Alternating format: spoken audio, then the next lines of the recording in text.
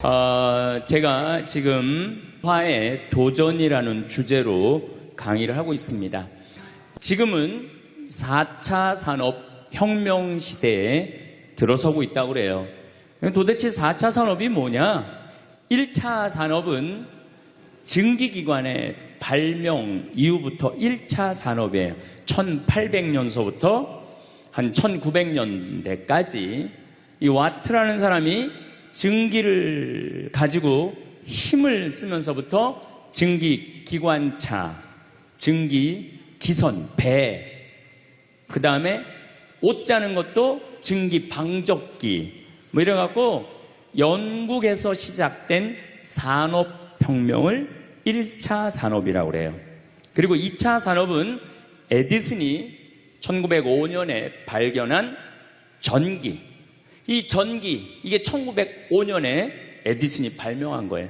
그래서 이 전기로부터 시작되는 것을 2차 산업이라고 그래요.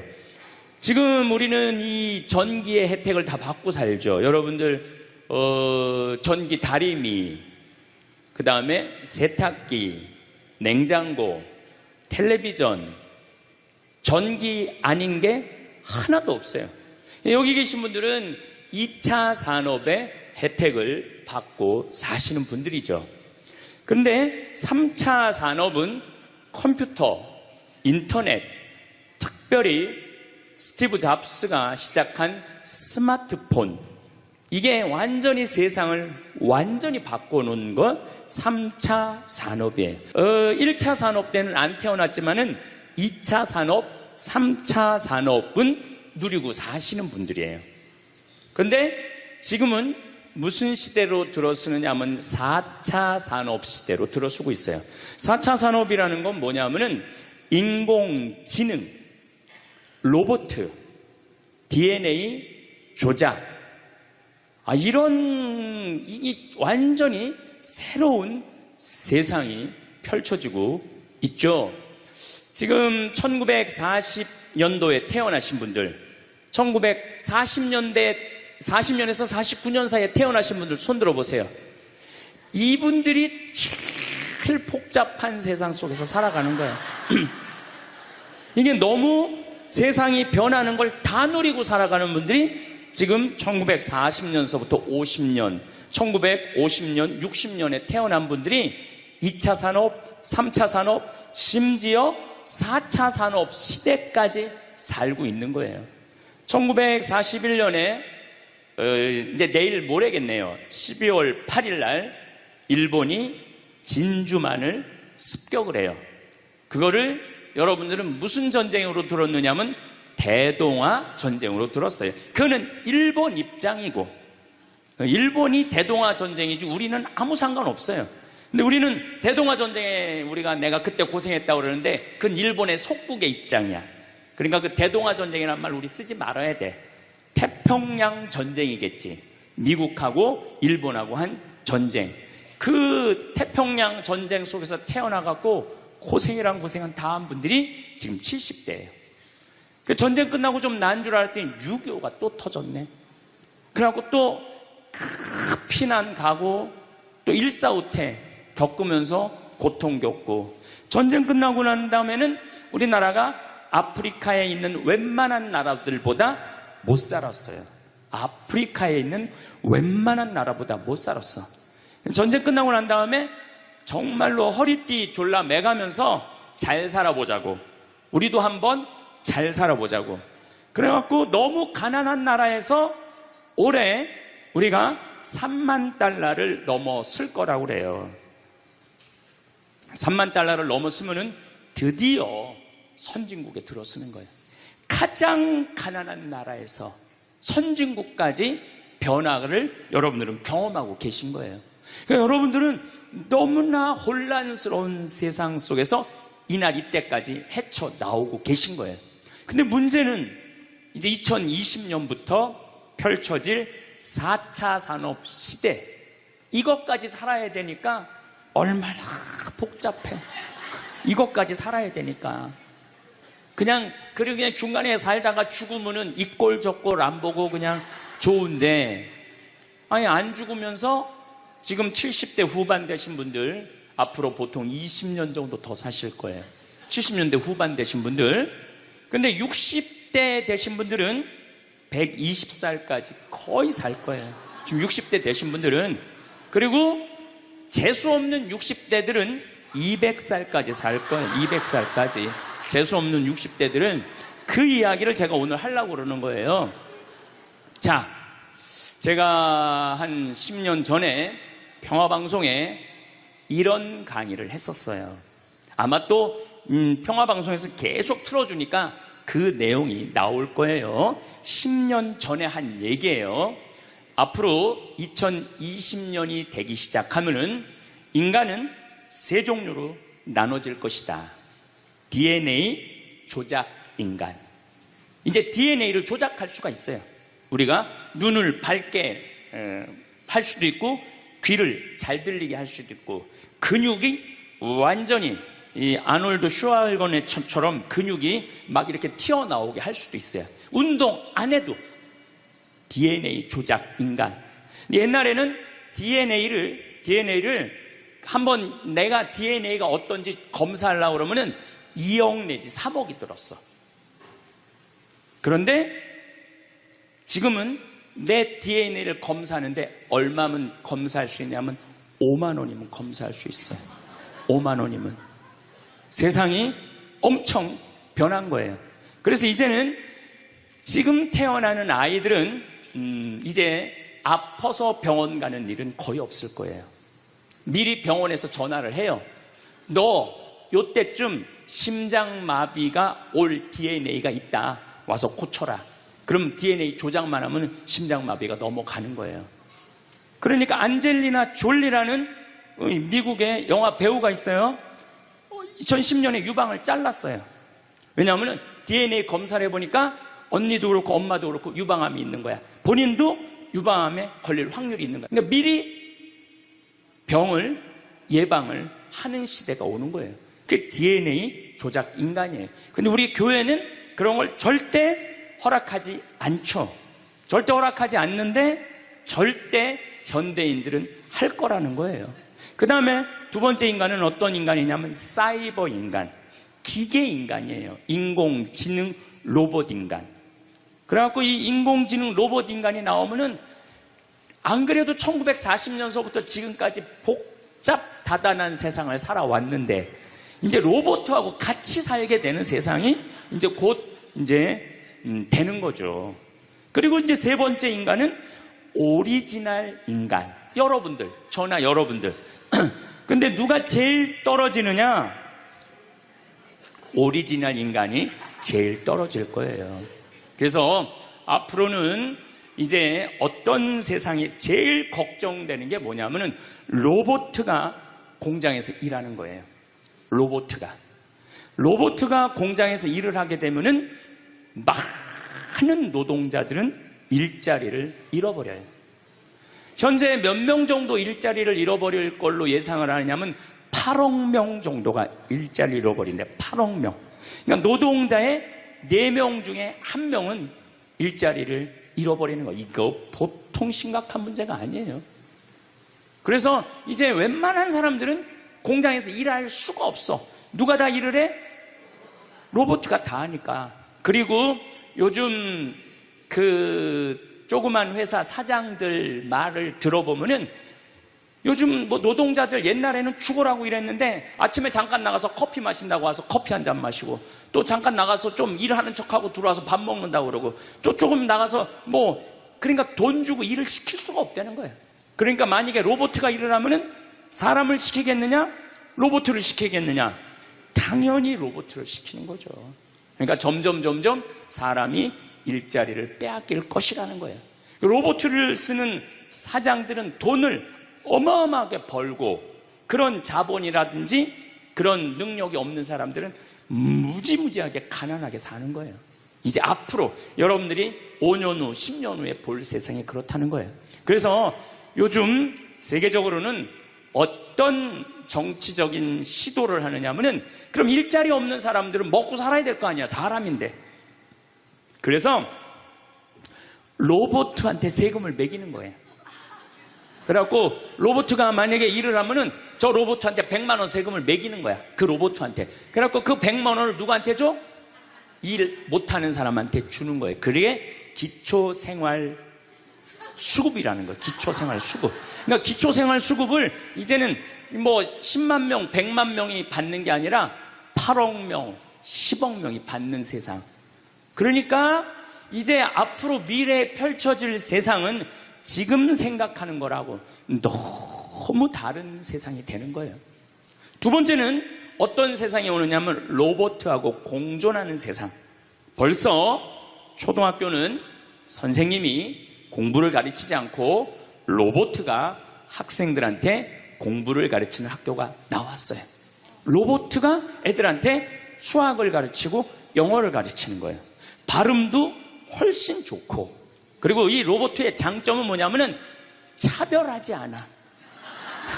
로봇은 얘가 뭐 부잣집 아들이든지 얘가 공부를 못하든지 잘하든지 차별하지 않는 거예요. 그리고 웬만한 선생님보다 훨씬 잘 가르친다는 거예요. 그러니까 이제는 로봇가 교사가 되는 그런 시대가 온 거예요. 또 이제는 앞으로는 무슨 세상이 될 거냐면 어린아이들 돌보는 부모가 누가 돌보느냐면 로봇가 돌보는 거예요. 나 동화책 읽어줘. 그럼 엄마는 나 바빠, 짜증나, 아이 너 잠이나 자, 이런데 부모 로봇은 나 동화책 읽어주면 아주 부드러운 소리로 짜증 한번 안 부리고. 그러니까 애가 엄마를 좋아하는 것보다는 누구를 더 좋아해? 로봇 부모를 더 좋아하는 거야. 나 엄마 필요 없다고. 이거 정말 우스갯소리가 아니라요, 진짜 벌어질 일이에요. 또 이제 로봇은 아내가 중풍이 걸렸어. 그래서 움직이질 못해. 그럼 누가 병간호를 운동을 도와주느냐 하면 로봇가 도와줘요. 근데 이 로봇은 완전히, 제가 지난번 강의 때도 얘기했지만은 이제 섹스 로봇가 나온다고 그랬죠. 록시라고 5가지를 고를 수 있다고 그래요. 피부색, 키, 성격 이런 걸 고를 수가 있대. 그러니까 까칠한 여자, 부드러운 여자. 뭐 내가 까칠한 여자 좋아하면 성격 까칠한 로봇을 고르면 되는 거야. 근데 문제는 아내가 아파. 남편은 나가서 돈 벌어야 돼. 그래서 로봇을 하나 도우미 로봇을 했어. 근데 이 로봇은 아내를 너무 따뜻하게 해주는 거야. 그러니까 아내는 자꾸 남편한테 실망하는 거야. 자기 힘들다고 들어가서 자고. 근데 로봇은 나 좀 주물러 달라 그러면 언제든지 와서 주물러 주잖아요. 그러니까 남편한테 당신 나 필요 없다고, 나 이혼하고 싶다고. 그러니까 로봇하고 사람하고 혼동하는 세상이 오는 거예요. 로봇하고 사람하고. 그리고 더욱 2040년이 되면은 이 로봇가 감정까지 느껴. 사랑까지 할 수 있다는 거예요. 사랑까지. 아내 역할을 다 할 수 있는 세상이 온다는 거예요. 저 신부님 너무 앞서 나가는 거 아니야. 앞서 나가는 거 아니에요. 지금 미래 과학자들은 다 그런 세상이 온다고. 근데 이게 먼 미래가 아니라 바로 코앞에 와 있다는 거예요. 바로 코앞에 와 있다는 거예요. 3D 프린터기로 콩팥 만들 수 있어요. 간 만들 수 있어요. 요즘 시도하는 건 심장까지 만들어 갖고, 이제 앞으로는 이제 여러분들이 이제 한 90살쯤 되면은 85살쯤 돼도 그럴지 몰라. 생일날 아버지 이번 생일에 아버지 간 좀 갈아드릴게요. 그래갖고 간 갈아주고, 내년에는 심장 갈아드릴게요. 심장 갈아주고. 그런 세상이 올 가능성이 굉장히 많아요. 그럴 세상이. 참 이게 오래 사는 게 2045년까지만 살면은 안 죽는다는 거예요. 2045년. 그러니까 내가 80살까지만 나도 살면 어떻게든지 버티면은 안 죽을 수 있다는 거. 80살까지만. 앞으로 펼쳐질 세상에 가장 걱정스러운 게 뭐냐면은 수명 연장이에요. 수명 연장. 여기 계신 분들 중에 아까도 말씀드렸지만은 100살, 120살, 정말로 재수 없으면은 200살까지 살 수 있는 분들이 많습니다. 실질적으로 많아요. 근데 여러분들 오래 사는 거 좋을까요? 내가 많은 분들이 오래 살기를 원해요. 안 죽는 걸 원해요. 근데 내가 만약에 앞으로 뭐 길게 안 보고 딱 120살까지 산다고 보면 내가 앞으로 67년 정도 더 살면은 120살 되거든요. 67년. 근데 내가 앞으로 67년 동안 사는 동안 불면증이 있어. 매일 밤마다 잠이 안 와. 67년 동안. 그 여러분들 좋을 것 같아요? 내가 정말로 마음 안에 미움이 너무너무 꽉 차 있어. 67년 동안 계속 미움 속에서 살아. 분노가 꽉 있어.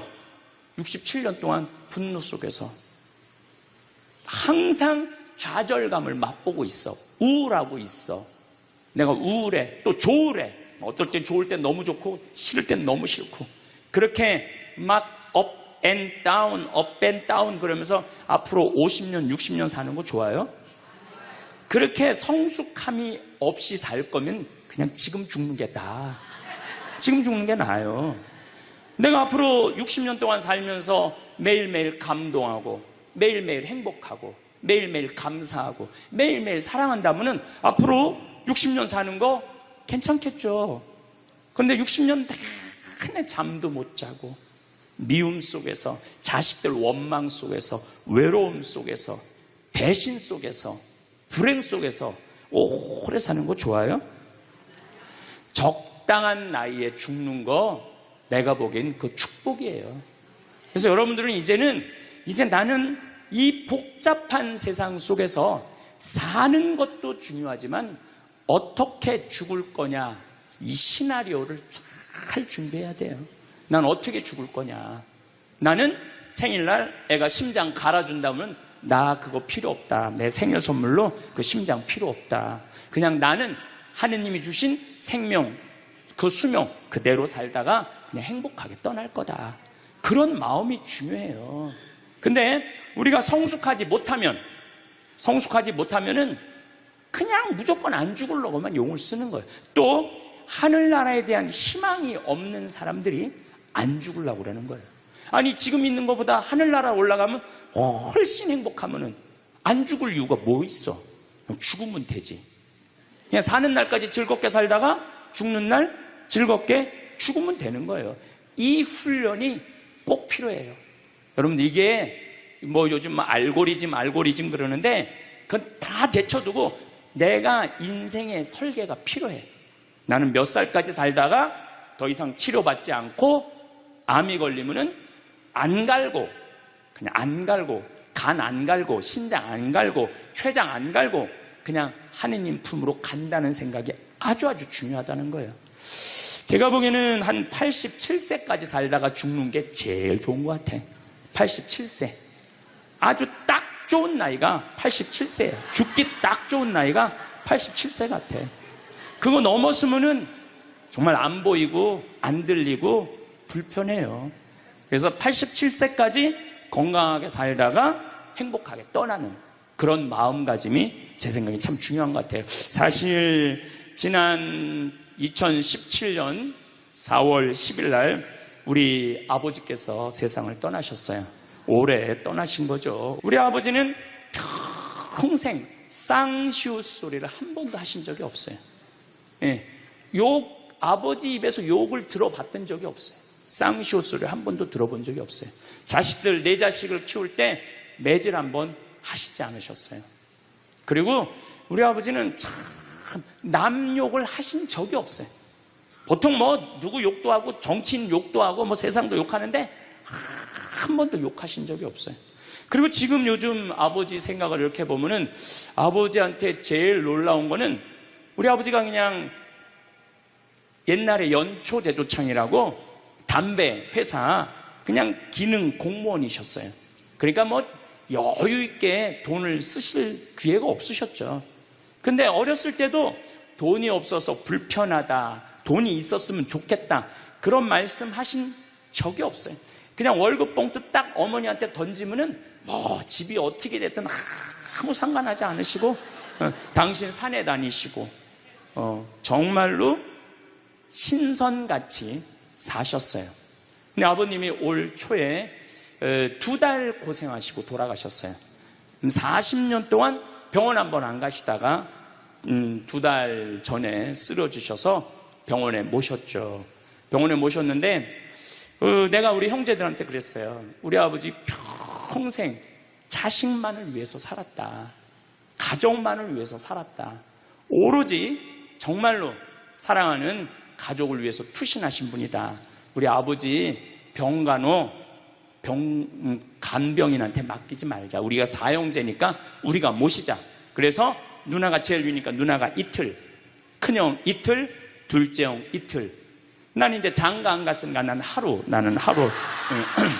그래서 우리 형제들은 전부 다 결혼하고 손자들이 전부 다 아들, 딸 이러니까 아이들이 다 돌아가면서 아버지 병간호를 했어요. 그야말로 자식들 품에서 돌아가셨죠. 자식들 품에서 돌아가셨어요. 근데 아버님이 이렇게 4월 10일 날 월요일 날 쓰러지셨는데 의사들이 심폐소생술 하겠느냐고 그랬을 때 우린 싫다고 그랬어요. 왜 마지막으로 돌아가시는 아버지 갈비뼈를 다 부러뜨려? 그 정도 쓰러졌으면은 87세에 그 정도 병이시면은 이제 돌아가실 때예요. 근데 많은 경우 돌아가실 때 심폐소생술 하게 돼 있어요. 근데 우리는 원하지 않았어요. 네 자식 다. 그리고 아버님이 이 골수염이라는 이 병을 앓으셨는데 좀 많이 아프신 병이에요. 마지막에. 그래서 내가 아버지 원도 한도 없이 마약 놔드렸어요. 모르핀. 왜 죽기 전에 아프면서 죽어야 돼? 마약. 그래서 조금만 아픈 기미만 보이면은 간호사한테 가갖고 마약 놔달라고, 모르핀 놔달라고. 여러분들 죽기 전에 하느님이 인간한테 준 최고의 선물이 뭔지 아세요? 마약이에요. 마약. 그래서 호스피스 병동에서 아플 때 진통제 놔드리는 거. 마지막 효도는 마약 많이 놔드리는 거예요. 그래서 우리 아버지 돌아가시기 전에 원도 한도 없이 마약하고 가셨어요. 원도 한도 없이. 그 조금의 고통을 덜어주는 게 내가 보기에는 효도라는 생각이 들더라고요. 아버지 이렇게 쓰러졌을 때 생명 유지장치 하겠느냐고 의사들이 얘기를 하더라고요. 우리는 아무도 원하지 않았어요. 그냥 아버님 편안하게 보내드리고 싶다고. 왜? 우리 아버지는 참 행복하게 사셨어요. 자식들이 아버지를 너무너무 좋아하고 사랑하고. 그래서 효도를 원도 한도 없이 해드렸냐 이럴 건 자신 있게 말씀 못 드리죠. 하지만 그래도 자식들이 아버지, 손자, 손녀들이 할아버지 너무너무 사랑했기 때문에 편안하게 보내드릴 수 있었어요. 제가 작년에 왠지 우리 아버님한테 용돈을 많이 드리고 싶더라고요. 평생 돈 한번 넉넉하게 써보시지 못한 아버지한테 용돈 많이 드려야 되겠다. 그래서 제가 작년에는 이제 외부 강의 한 달에 한 번 하면 한 번, 두 번 하면 두 번. 아버지가 무슨 돈을 이렇게 많이 주느냐고, 신부님. 아버지 원도 한도 없이 마음껏 써보시라고. 그래서 작년 한 해 내도 그전에는 조금씩 용돈 드리다 작년에는 그냥 막 이만큼씩 드렸어요. 아버지 원도 한도 없이 쓰시라고. 마음 안에 이런 마음이 있었어요. 한번 평생 마음껏 돈 한 번 써보시지 못한 아버지 마음껏 돈 쓰시라고. 그랬다 1억을 드리거나 2억을 드린 게 아니야. 100만 원, 200만 원, 한 달에 300만 원 용돈 드린 거죠. 그러니까 아버님이 노인정에 그 노인 어르신들 밥 다 사고, 또 우리 자녀들이 그 23명인데 아버지한테 식사하러 가면은 아버지가 밥값을 다 냈대. 우리 누나가 항상 하는 얘기가 아버지 지갑에 항상 100만 원 있었대요. 그래서 얼마나 기분이 좋아. 아버지 돌아가셨을 때 노인정에서 그랬대요. 물주 세상 떠나서 어떻게 하느냐고 그랬대. 물주 세상 떠나서 어떻게 했느냐고. 아버님이 1년 동안 원도 한도 없이 즐겁게 사시다가 세상 떠난 거예요. 저는 효도도 나중에 한다는 건 다 거짓말이야. 효도하려면 언제 해야 돼? 지금 해야 돼, 지금. 부모님한테 돌아가시고 난 다음에 땅을 치고 통곡하는 거 다 소용없어요. 그냥 내가 지금 할 수 있을 때 최선을 다해서 효도하는 게 크게 효도라는 생각이 들더라고요. 어쨌거나 아버님은 쓰러지신 날 당신 스스로 걸어서 화장실 가셨어요. 아침까지. 그리고 오후 1시에 쓰러지셨어요. 그래갖고 밤 10시 41분에 돌아가셨어요. 근데 제가 아버지한테 그랬어요. 아버지, 돌아가시려면은 오늘 돌아가셔야 된다고. 왜냐면 그날이 성월요일이었거든요. 성화요일 날 돌아가시면은 장례미사를 못해요. 왜냐하면 성목요일 날은 장례미사를 못하게 돼 있어요. 성금요일, 토요일 다 장례미사 못해요. 그리고 예수부활 대축일 장례미사 못해요. 그리고 그 다음 월요일 날 장례를 해야 되는 거야. 의사 선생님은 오늘 내일 돌아가실 것 같다고 그러는데 내가 그랬어. 돌아가시려면 오늘 돌아가시라고. 내일 돌아가시지 말고. 근데 딱 10시 41분에 돌아가셨어요. 그래서 성수요일 날 아버님 장례 미사를 하는데 우리 수원교회 주교님 4분이 다 오셨어. 얼마나 그게 영광스러워요. 주교님이 4분이나 오셨으니까. 왜냐하면 성주관이니까 주교님들이 외국에 아무도 안 나가시고 교구청에 다 계셨던 거야. 얼마나 좋아요. 주교님 4분이 다 오셔서 미사를 봉헌해 주시니 얼마나 축복된 아버지예요. 또 신부님들이 많이 오셔갖고 그 성당에 수원 정작 꽃매 성당인데 꽤 그래도 큰 성당인데 신부님들이 꽉 차갖고 젊은 신부들이 지하에서 미사를 봉헌했다는 거예요. 그것처럼 축복이 어디 있어요. 그냥 하루라도 더 살라고 용 쓰다가 화요일 날 돌아가셨으면은 7일장 하는 거예요. 7일장. 하루라도 더 살라고 용을 쓰셨으면은.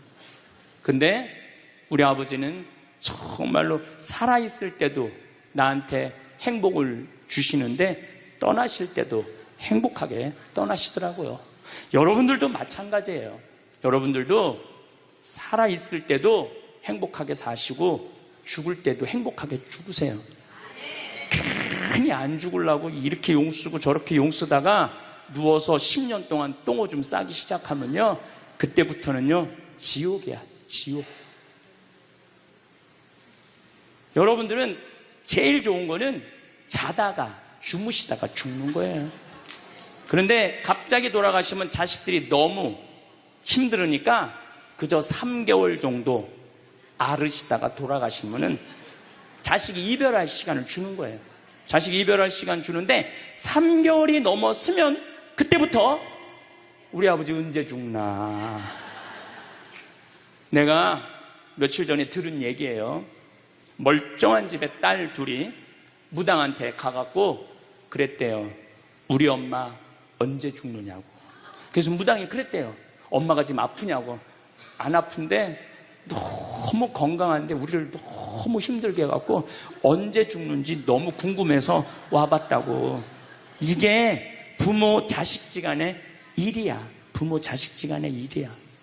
그러니까 여러분들은 이제 자식한테 뭘 기대서 산다는 생각 꿈도 꾸지 말고, 죽을 때도 자식한테 효도받는다는 생각하지 말고 여러분들이 알아서 미리 써놓으세요. 대학에 호스피스 박사가 있어요. 이분은 2,500명 죽었다 살아난 사람들, 2,500 죽었다 살아난 사람들 여러분들 많은 거 아시죠? 왜 죽었다 살아난 사람들이 많아요? 심폐소생술 때문에. 의술이 좋아갖고 죽었다 다시 살아난 사람들 2,500명을 조사를 해봤어. 근데 죽었다 살아난 사람들의 경험, 하늘나라에 대한 경험을 얘기를 들어보니까 너무 평온하고 너무 행복하다는 거예요. 그리고 죽으면은 바로 몸에 빠져나가서 자기를 본대요. 자기를. 그래갖고 여러분들 죽은 사람들 그 주위에서 이 친지들이 하는 말이 다 들린대. 그 몇 분 동안, 하늘나라 올라가기 전에 몇 분 동안은.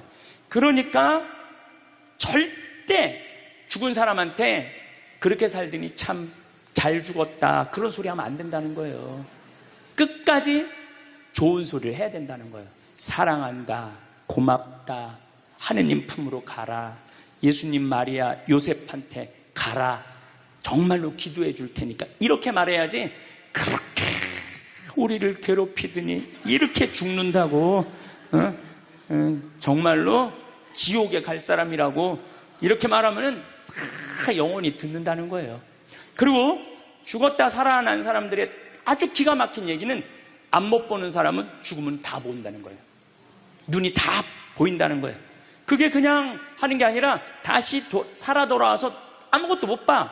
근데 의사가 무슨 반지를 어떻게 꼈고 이 병원이 어떻게 생겼고 누가 어느 자리에 있습니까? 다 아는 거야.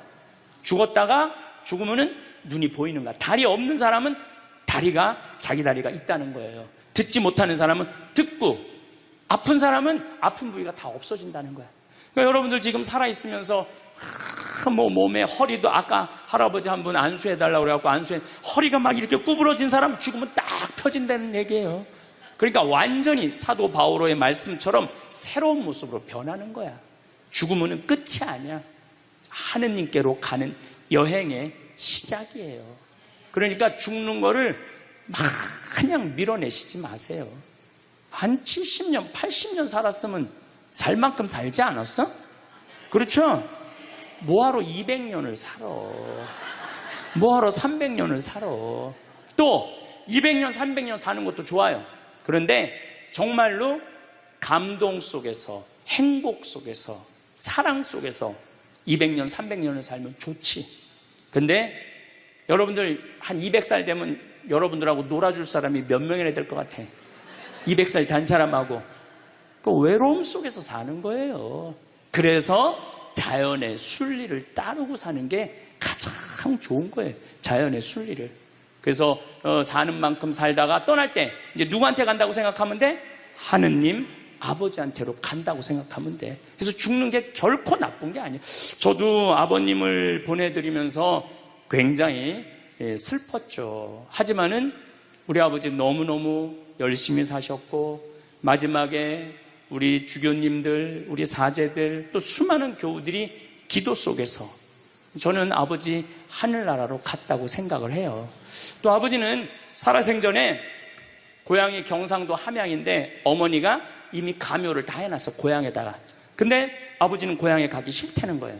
어머니는 고향에 가고 싶고, 죽으면은. 그래서 아버지는 나는 고향에 안 가. 어머니 왜 안 가냐고, 그 고향에 그 좋은 산소 써놓고 약간 맨날 두 분이 간다 안 간다 그러시더라고요. 난 그 얘기를 들을 때마다 참 웃기더라고요. 왜 웃기냐면은 갔다가 모셔다가 묻는 건 우린데 본인이 간다고 가고 안 간다고 안 가. 우리가 모시는 대로 가는 거지. 근데 작년에 아버님이 굉장히 건강하셨어요. 올해 쓰러지시기 전에. 근데 아버님 말씀이 제 귀를 울리더라고요. 그래서 우리 천주교 수원교구 안성 천주교 공원묘원에 갔어요. 꼭 우리 후배 신부님한테 제일 좋은 자리를 좀 봐줘라. 딱 갔는데 정말로 산소 자리가 좋더라고요. 그냥 양지 바른데 앞에 우리 아버지가 참 파란 걸 좋아하셨는데 그 아버님 내가 산소 자리 본데 앞에 파란 골프장이 쫙 보여. 얼마나 좋은지. 그래갖고 아무도 몰래, 우리 가족 아무도 몰래 내가 예약을 해놨어요. 그럼 아버님 돌아가셨을 때 안성 천주교 공원묘 모셨죠. 아버님이 왜 고향에 가기 싫어하셨느냐면은 우리 큰할아버지, 둘째 할아버지가, 셋째 할아버지까지 있었는데 큰할아버지가 딸만 6을 낳았어요. 둘째 할아버지는 아들을 3을 낳았는데 둘째 할아버지 첫째 아들이 우리 아버지야. 근데 1930년, 우리 아버지가 30년생이시니까 87세니까 그때는요 장손집에 아들이 없으면 8살 이전에 큰아버지 집에 가서 양자로 자라야 돼. 아버지는 그랬던 거예요. 그래서 친어머니 아버지 밑에서 못 자라셨어. 그래 고향이 싫은 거야. 그래서 난 고향에 안 간다고. 근데 제 생각에는 그 아버님의 마음을 헤아려 주는 게 난 예의라는 생각이 들더라고요. 그래서 아버님 원하는 대로 안성에 모셨는데 얼마나 좋은지 몰라요. 어제도 갔다 왔어요. 그냥 오며 가며 가는 길에, 강의 가는 길에 한번 가서 뵙고, 우리 아버님 마지막까지 담배를 피셨어요. 그것 때문에 돌아가신 거지만은, 그래갖고 어제도 담배 한 대 탁 물려드렸어요. 피시라고. 갈 때마다 담배를 한 대씩 물려드리세요. 무슨 얘기냐면 부모하고 자식은 살아서도 좋고 죽어서도 좋아야 돼. 그런데 부모님이 10년 동안 똥오줌 싸고 치매 걸려갖고 지겨워. 부모님 찾아오지도 않았어. 그래갖고 부모님이 돌아가셨어. 그럼 자식이 땅을 치고 불효한 것에 대해서 울면서 통곡해. 그리고 돌아가셨는데도 부모님 먼 데다 모셔놔갖고 1년에 한 번, 2년에 한 번 가고 살아서도 안 좋고 죽어서도 안 좋은 거예요. 그러니까 여러분들은 살아서도 좋고 죽어서도 좋은 부모 자식 관계를 유지하려면 죽음에 대해서 생각을 많이 하셔야 돼. 죽음에 대해서. 근데 이제 아버님 돌아가셨는데 딱 화요일 하루 장례를 했는데 조문객들이 얼마나 많이 왔는지 밥을 7번을 했대요. 보통 장례 밥 1번 한대. 근데 밥을 7번 했대. 우리 형님 둘도 나만 활동을 많이 하는 게 아니라 형님 둘도 어마어마하게 친구가 많더라고 보니까. 우리 누님도 그렇고. 그러니까 그냥 1000명 이상이 조문객이 왔으니까 조의금도 굉장히 많이 들어왔다는 얘기죠. 조의금도. 근데 내가 그 조의금을 싹 모아서 평창으로 갖고 왔어요. 우리 형제들은 조의금을 구경도 못했어요. 제가 왜 그걸 싹 모아서 갖고 왔느냐 하면은 내가 본당 신부 때 장례 식장에 교우들 초상남은 가면은 상주가 안 나와. 그 왜 안 나오냐 그랬더니 저기 지금 방에 들어가고 조의금 갖고 싸운다는 거야. 네가 더 가질 거냐 내가 더 가질 거냐. 여러분들 저는 우리 지금 대한민국이 이 변화, 제가 변화의 도전이라는 주제로 강의를 하지만 이 변화되는 세상에 생각을 바꿔야 돼요. 이제 지금 기업의 0.3%가 우리나라 총이익의 50%를 갖고 있대요. 그러면 그 0.3% 되는 대기업가들이 다 가난한 사람을 위해서, 나라를 위해서 세금을 내놔야 돼요. 이 시대는 이제 로봇가 자리 다 뺏어가고 사이버 인간이 다 뺏어가고 우리는 어떻게 살아, 인간은. 그래서 이 정치가 중요한 거예요. 21세기는. 그래서 그런 사람들 다 뺏어서 직장 생활 못하는 사람들한테 기초생활급 줘야 돼. 또 직장 생활 안 하는 사람들은 사람이 일을 안 하면은요 행복하지 않은 거예요. 일을 안 하면. 여기 계신 분들 혹시 불면증 걸리신 분들 있죠? 제가 불면증 치료법 알려드릴게요. 어떻게 하면 잠을 잘 오느냐면 아침 6시에 일어나. 그래갖고 아침 기도해. 아침 기도, 부모를 위한 기도, 나라를 위한 기도, 자녀를 위한 기도 다 해. 그리고 정성스럽게 이불 개고 세수, 머리도 다 드라이기 쓰지 말고 수건으로 다 말려 머리도. 그리고 밥 정성스럽고 해 먹고 목욕탕도 가갖고 묵직이도 5단 있는 힘 땀 다 빼고 그리고 발차기도 하고 목욕탕 안에서 제일 좋은 거라는 거예요. 그리고 산책하고 미사 참여하고 성서 쓰고 정성스럽게 행동을 하세요. 설거지도 정성스럽게 하고 그러면은 저녁 8시만 되면 기절해서 자요.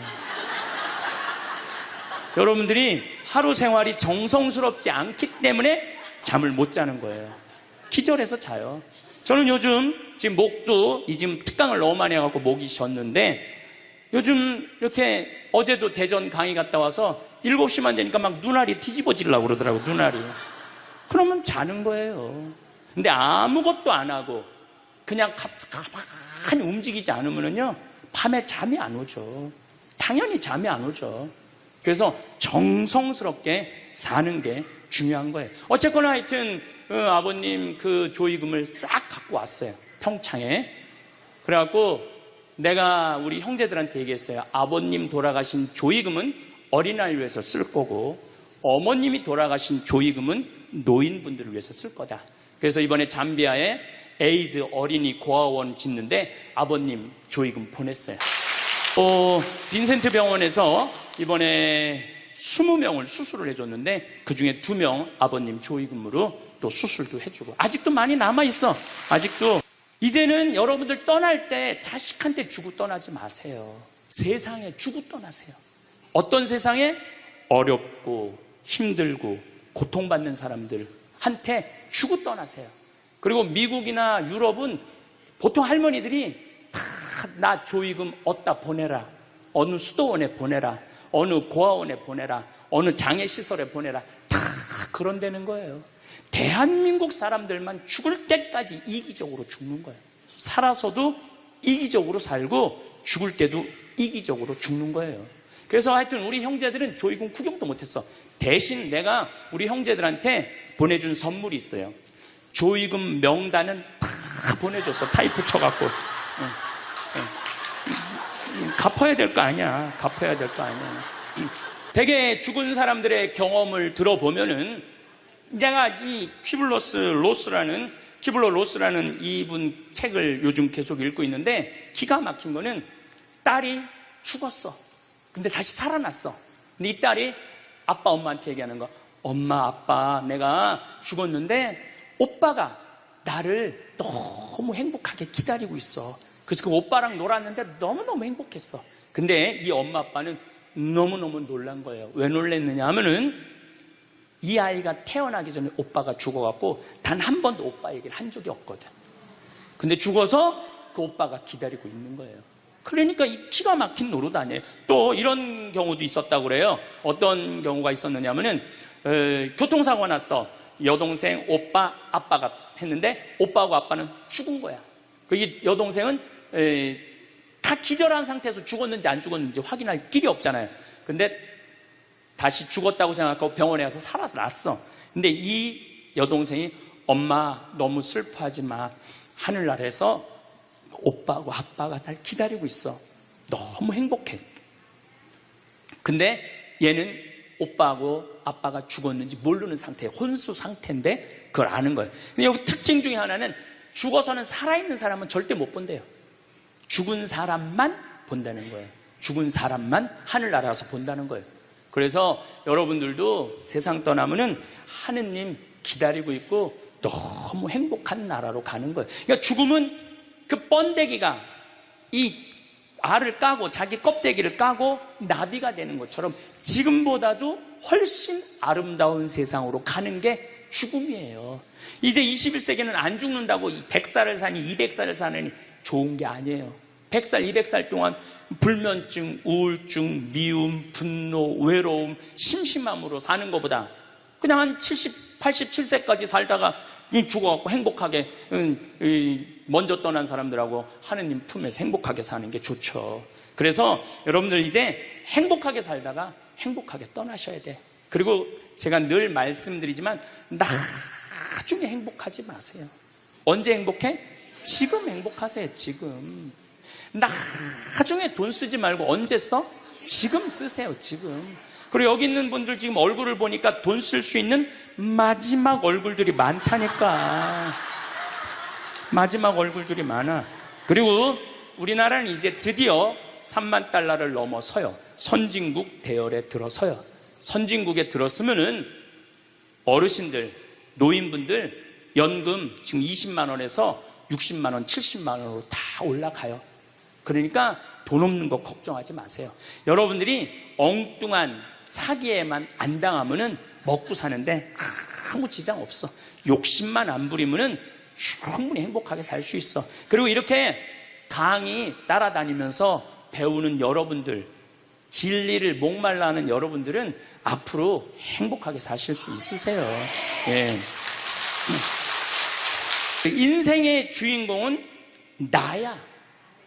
내 자식이 아니고 내 남편이 아니고 내 아내가 아니야. 내 행복은 누가 책임지느냐 하면 내가 책임지는 거야. 내가 지금 불행한 거는 남편 탓도 아니고 자식 탓도 아니고 누구 탓이야? 내 탓이야. 왜? 나를 위해서 쓰는 법을 배운 적이 없어. 나를 위해서. 버는 법은 배웠는데 쓰는 법을 배운 적이 없어. 본인들을 위해서 쓰세요.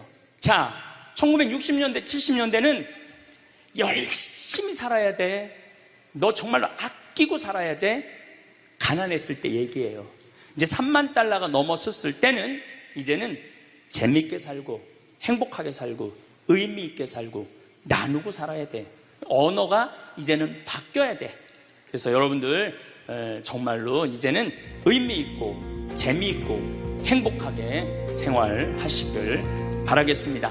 다음 시간은 의미 있고 재미있고 행복한 삶이 뭔지 제가 말씀드리도록 하겠습니다. 감사합니다.